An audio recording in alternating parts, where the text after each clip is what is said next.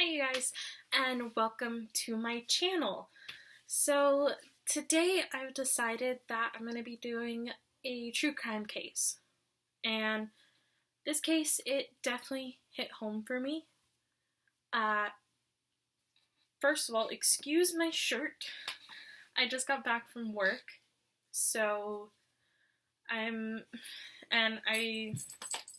have to do laundry, and I don't feel like dirtying any of those shirts back there, so I'm just gonna roll with this.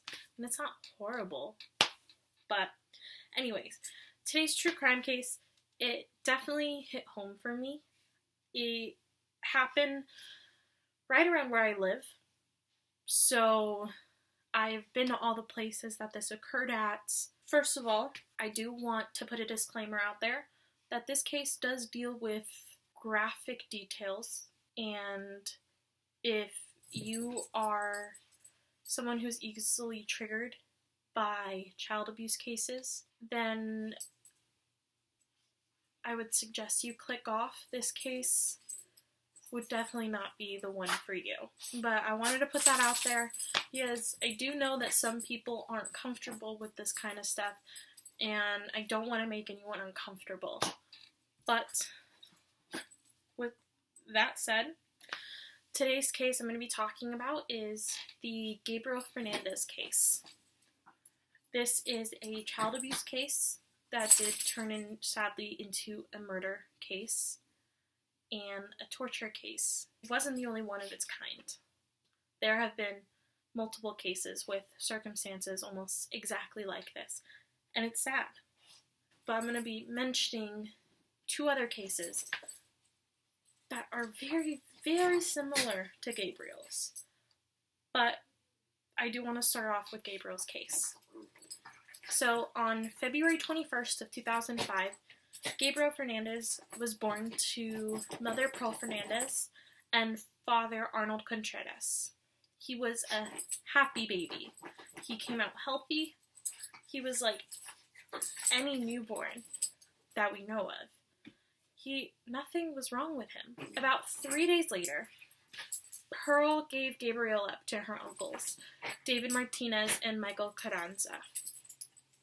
Now, Carranza claimed that Pearl called him up and said, "Come get your kid, he's getting on my nerves."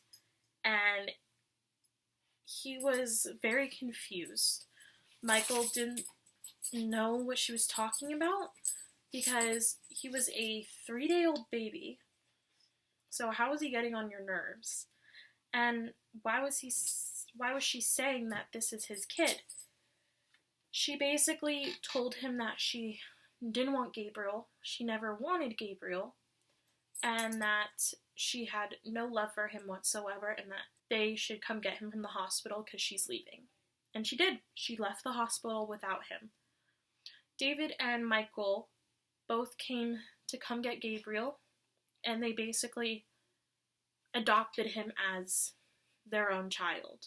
Now, it wasn't a legal adoption, it wasn't anything like that, but they're like, "We are family, we're going to take care of him." So Gabriel went to live with them for 4 years, from 2005 to 2009. Gabriel was described as a happy, bubbly child who was energetic and curious, but always cared about his classmates or anyone he was in contact with. He was just that child. And Martinez and Carranza loved Gabriel like he was their own. They cared for him. They made sure he had food and he had water and that he was happy, and they tried to give him everything that he could have ever wanted.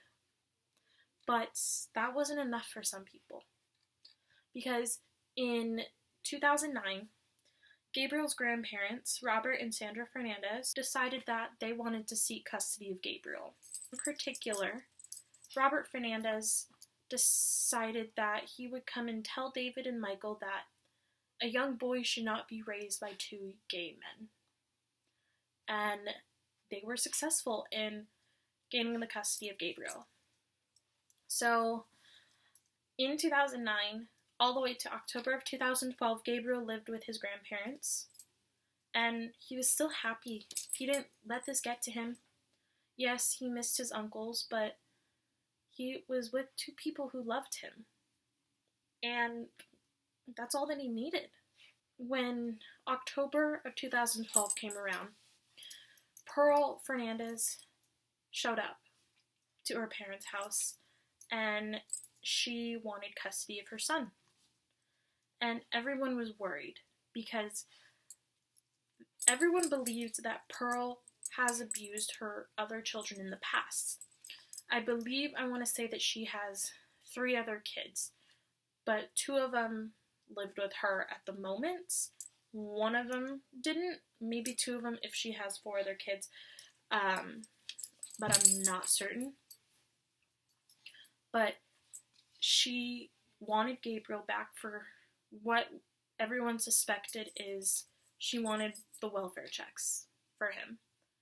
And Robert and Sandra tried to fight it, but ultimately Gabriel ended up back with Pearl.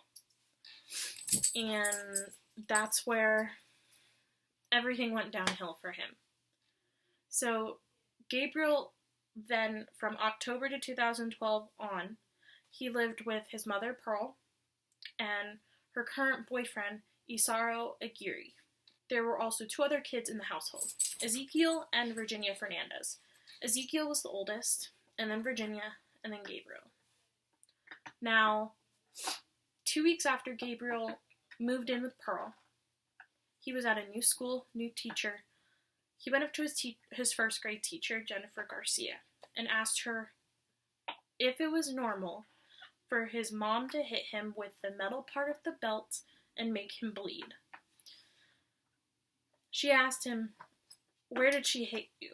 Like, what part of your body did your mom hit you? And how hard? And he was like, she hit me on my bottom, and she broke the skin and made me bleed. When he left, Garcia did the right thing and reported it to DCFS, which is the Department of Child and Family Services. She talked to them, wanted to make sure that this is something reportable, and it was, so she made a formal report, and they said they would get back to her and let her know who was going to pick up the case. They did end up calling her back and said that social worker Stephanie Rodriguez was indeed assigned to the case, and she was going to follow up with the family. Jennifer really didn't think there was anything to worry about at that point. She knew that someone was going to come out and look at the case, look at the family, and make sure that Gabriel's safe in the house. Now, Rodriguez did go out to the apartment, but she never talked to Gabriel. She only talked to Pearl, who obviously claimed that everything that Gabriel said to the teacher was a lie, and that he liked to start drama. Stephanie Rodriguez wrote all this down, looked at the house. I'm guessing she didn't think anything was wrong because she was ready to leave when Pearl stopped her before she got out the door and basically was like, oh, I forgot to show you these notes that came to my attention.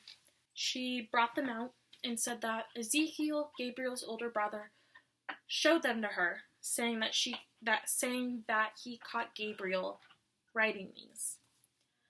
And when Pearl showed Stephanie these, they were notes that basically showed that Gabriel wanted to die, that Gabriel wanted to kill himself. Stephanie took these notes, wrote it down, but nothing was ever done after that. She left, and there was no calls, no follow-ups. It was like everything was fine. Now, there were ultimately 4 social workers who were ever involved with this case. There was Stephanie Rodriguez, who was the first social worker assigned the case, and then she had a supervisor who assigned her the case, Gregory Merritt.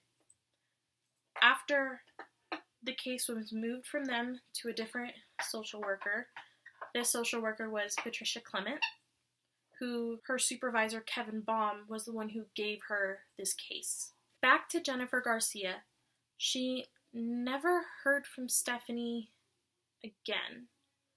She hoped that they followed up, and Gabriel never came in with really obvious signs of abuse, and he never came up to her and talked to her after that, so she assumed that maybe it was a one-time thing. Well, 1 month after Garcia called DCFS, Gabriel came into her classroom for the day, and his head was shaved into a mohawk style, but the hair that was left, it was in chunks, and it was large chunks of hair that were missing, and where those chunks of hair were supposed to be, there were large bloodied scabs, as if someone ripped the hair out or did something to him.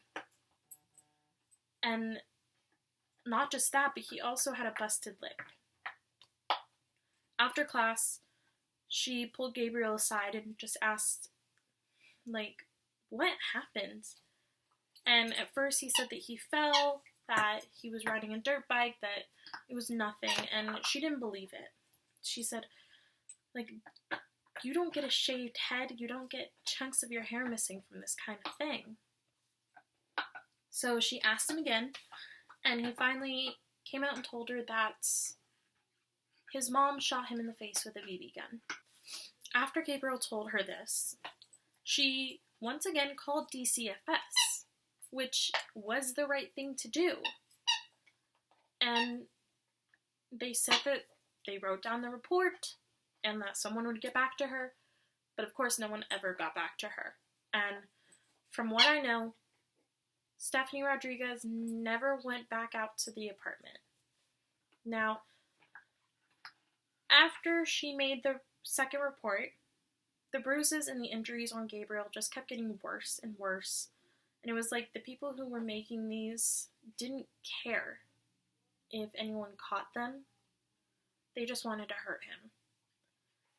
She would continuously ask Gabriel, what was going on? Who did this to you? And there was a point where he told her that he didn't want to tell her anything because, and I quote, whenever that lady came, he was just hurt more.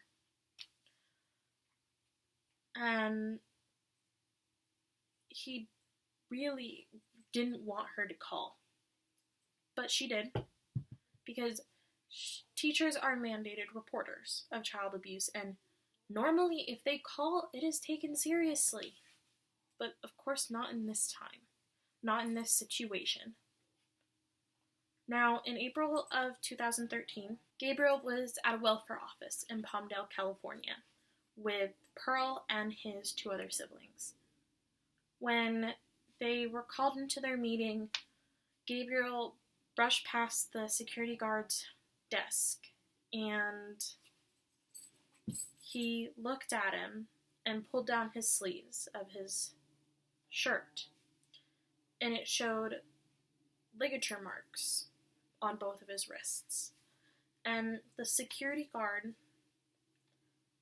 said that it was like Gabriel was pleading with him for help, and that he needed to do something for this little boy. Once Gabriel and the family left, the security officer went up to this counter where all the welfare workers were, and he was like, "Did you see this little boy? Did you see the markings on him?" And the welfare worker said, "Yeah, I saw them." And he was like, "I think this boy was abused." And they're like, "We have to do something." So the welfare worker called her supervisor to tell them the situation. The security officer went back to his desk to continue doing his job. Mind you, it was a Friday afternoon, about 20 minutes before closing time. And because it's a government building, you don't work Saturday or Sunday, and you usually close around 4 or 5, depending on the company. So the security officer got a call at his desk, and it was the welfare worker he was talking to. And she was on the phone with him, and she was saying, I can't report this. And he was very confused. Like, why can't you report child abuse? This is your job. And she was like, I talked to my supervisor, and he doesn't want to pay us overtime. And because of the time,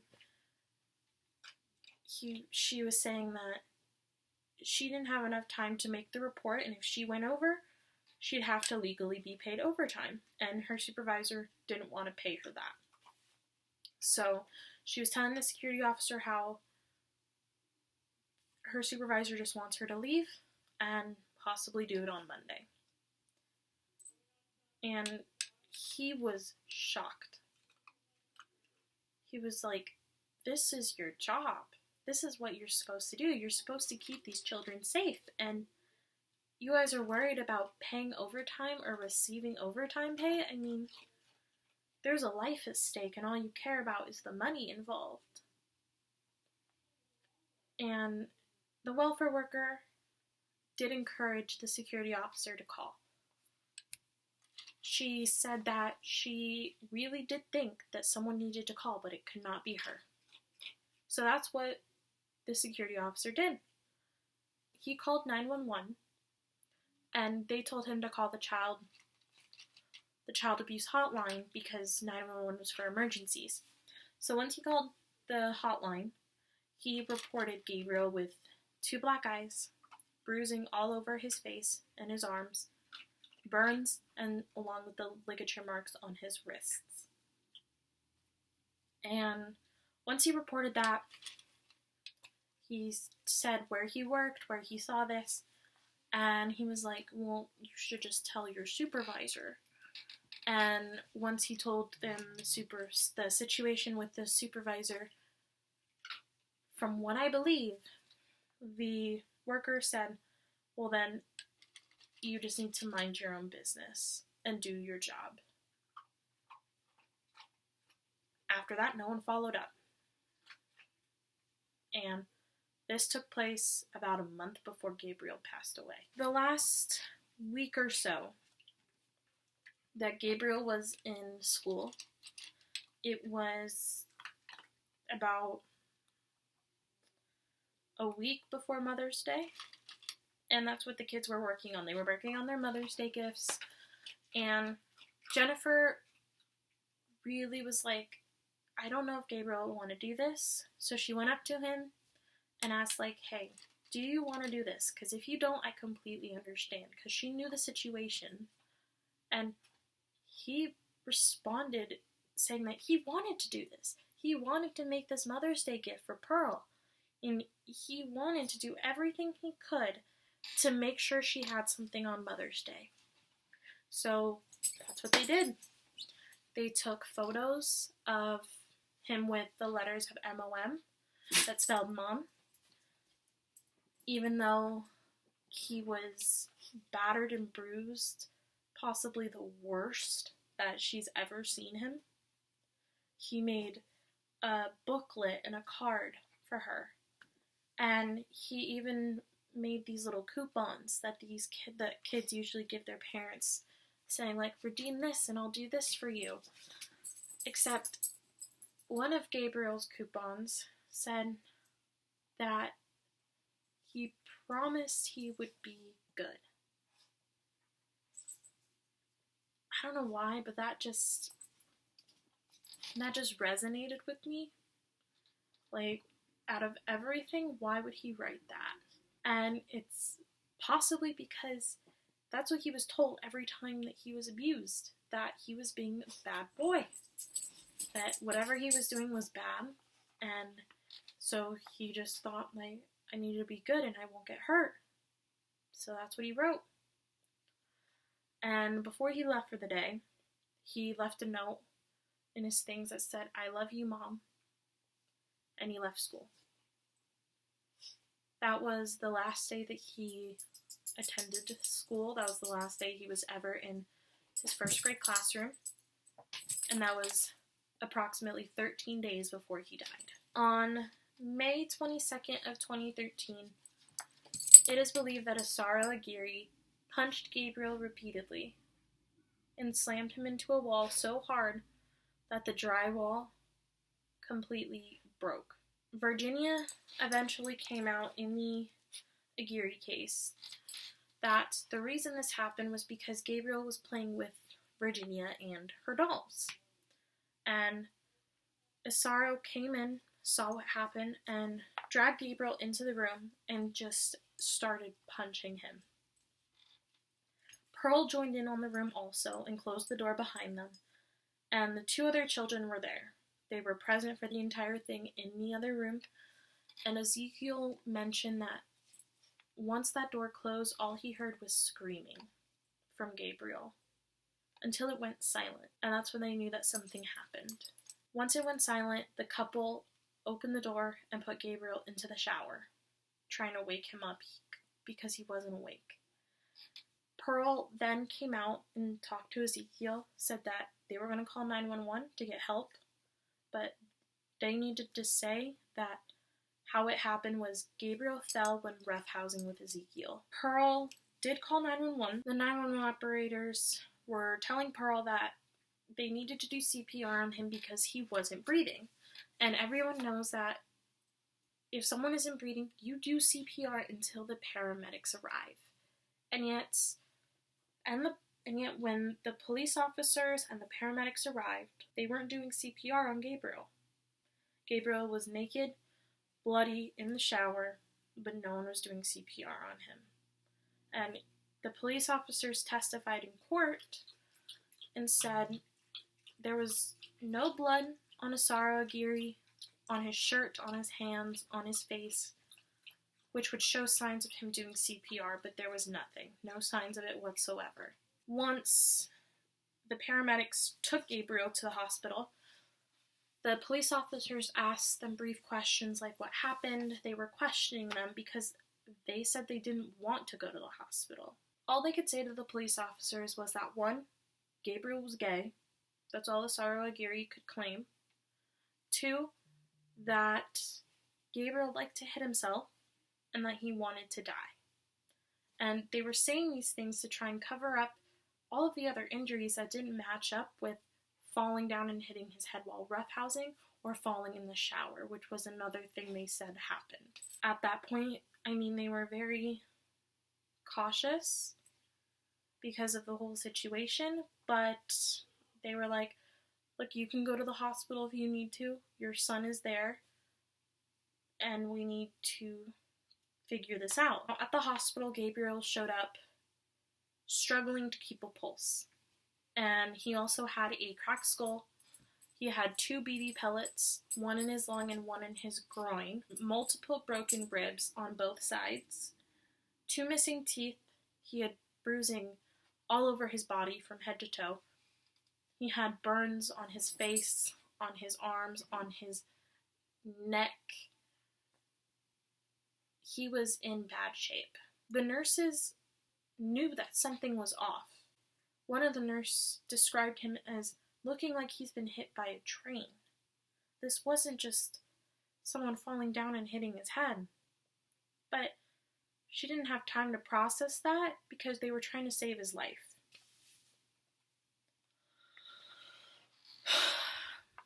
Once they got him stable, they ultimately decided that they were going to transfer Gabriel to Children's Hospital in Los Angeles.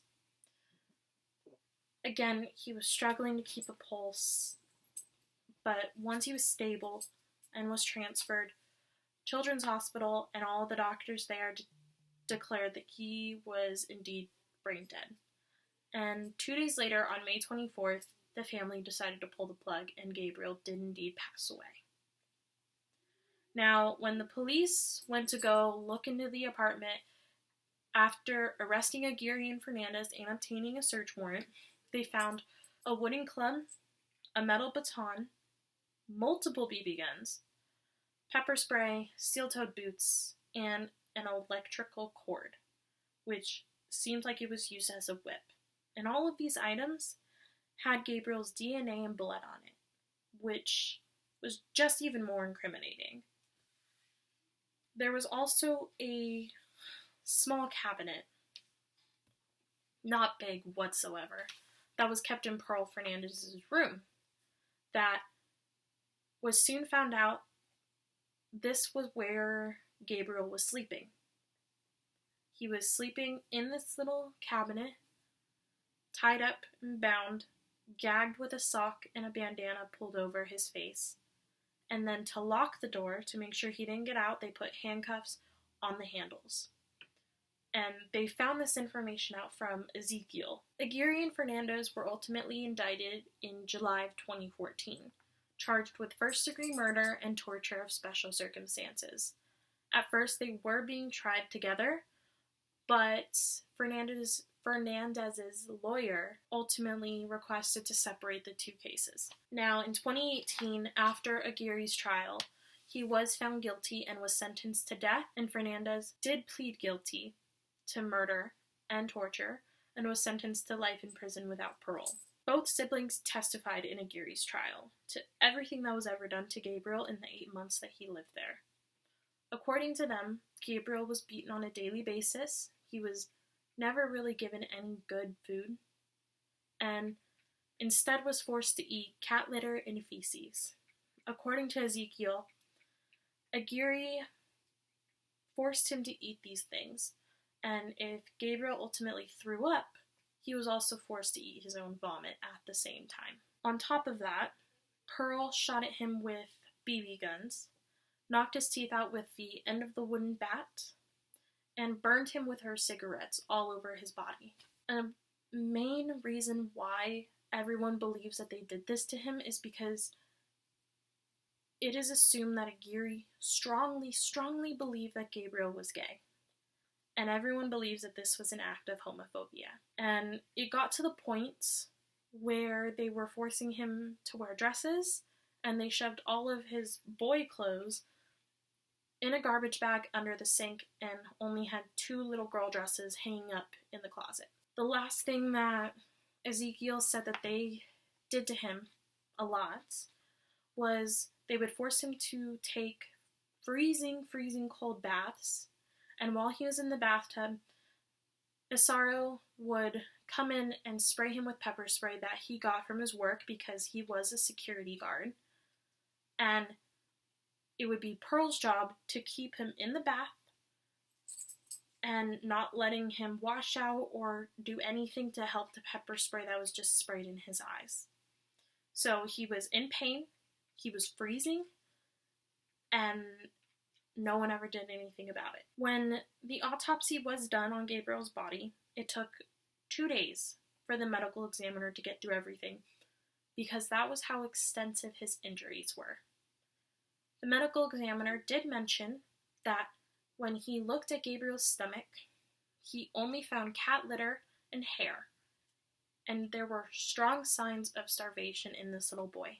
Gabriel Fernandez was tortured for 8 months before being brutally murdered by the person that was supposed to protect him. And at sentencing, the judge that was ultimately in charge of this case made a point to tell Pearl this, mentioning that their actions couldn't even be considered animalistic because at least animals knew how to take care of their young. But Pearl and Isaro did not. Now, I do want to mention that Ezekiel and Virginia showed no signs of physical abuse. After the 2 of them were sentenced, Gabriel's lawyer, the prosecutor on the case, he got a call and was told that the same thing happened again to a 10-year-old boy just a few miles away in the same city. Anthony Avalos was taken to the hospital on June 20th of 2018 and died the next day due to similar circumstances. It is said that he underwent a torture session that lasted 5 to 6 days, which consisted of his mother and the mother's boyfriend pouring hot sauce in his eyes and all over his face, beating him with a belt, dropping him on his head repeatedly, burning him with cigarettes, and starving him. This happened again on July 5th, 2019, to a 4-year-old little boy in the same city whose parents claim that he drowned in a community pool, but when the autopsy was done on 4-year-old Noah Quattro, butchering that name, sorry, it was found that he was allegedly, but most likely, sexually abused by his father repeatedly, as well as starved. DCFS failed these children. Like Gabriel, Anthony had teachers and family members call and report this abuse, and the social workers didn't do anything. They went and saw the family. The mom or the dad claimed that everything was okay, and they took their word for it. And on top of that, little Noah was taken out of the house a year, I believe, before he passed away, and was sent to live with his grandmother because there was signs of neglect and malnutrition in this little boy. And yet, just a couple weeks after that, they returned him to his parents. These young boys were happy and healthy kids before their lives were taken from them by the people who were supposed to love them the most. And on top of that, the people who were given the jobs to protect them in these kinds of situations didn't even do their job. Investigators believe that there have been more than 150 cases of child abuse that's led to more abuse happening even after it was reported to DCFS. Something needs to change. Otherwise, this is just going to keep happening to more children, and they're going to be taken from this world before it's their time. DCFS needs to get their shit together, and that's really all I can say. If you guys did enjoy this video, please leave a like and comment down what you thought of these cases. I didn't include every single thing in this video, but if you want to know more about Gabriel's case specifically, I would highly recommend that you guys go watch on Netflix the limited docu-series, The Trials of Gabriel Fernandez.